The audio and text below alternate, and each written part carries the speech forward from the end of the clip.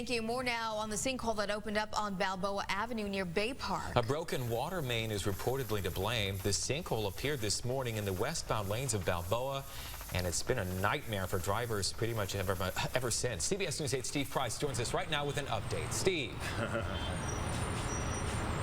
Dan and Michelle, nightmare is the perfect word. That 16-inch cast iron pipe, 60 years old, broke around 3 o'clock this morning. Take a look behind me. You can see crews out here right now trying to fix the problem out here. And as you can take a look, you can see they had to close both lanes of Balboa to do that. So what would normally be a 10-minute drive for folks out here, it's now taken 45 minutes.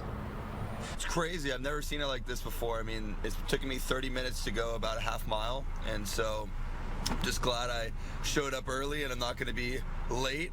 But if I was in a rush, I mean, this would set my whole day back. It's pretty ridiculous.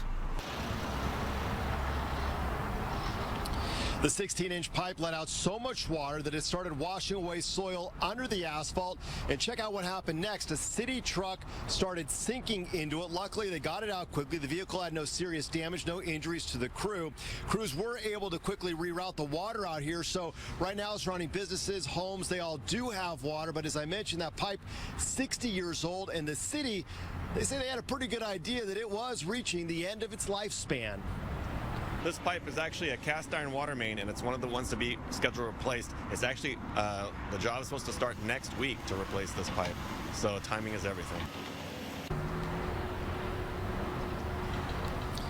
All right, as for what's going on right now, because as I mentioned, they're going to replace this section anyway starting next week, they decided to just go ahead and fill in the hole right now. And then coming out here next week, they will go ahead and start with their project as planned when they're going to go ahead and replace a bigger section of the pipe. As for when the road will be reopened, Dan and Michelle, the city's still sticking with that 1 o'clock timeline.